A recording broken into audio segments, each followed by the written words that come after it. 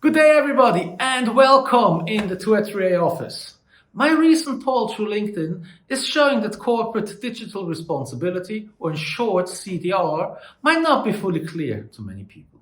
Therefore, I decided to come up with a series of small vlogs in order to bring my view of the topic a little closer to you guys. Today, we're going to talk about the definition of CDR, corporate digital responsibility. For any given organization, digital transformation denotes a new competition for more efficient production and innovation through new data or platform-based business models. Innovative technologies support this transformation.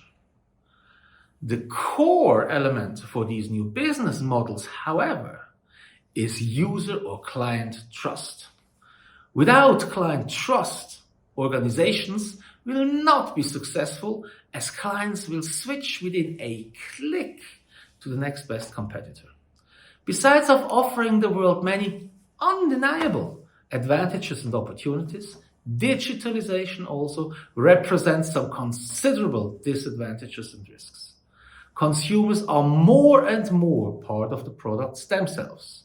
Personal data is provided in exchange for services. We are being influenced in our behavior through reward systems as the numbers of likes and clicks.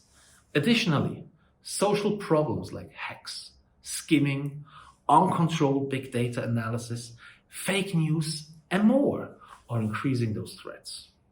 While digital ethics asks for the correct way of living in a digital world, CDR is related to digital sustainability, respecting social, ecological, and economical impacts of a company's digital actions. Therefore, I would follow the definition that CDR is about building trust and managing the trade-offs of digitalization. Today, the responsibility of an organization extends to the point where a product becomes the property of a customer, because digital technologies mean that companies remain permanently connected to their products. As a consequence, CDR becomes an indispensable extension of the corporate responsibility, of the corporate social responsibility.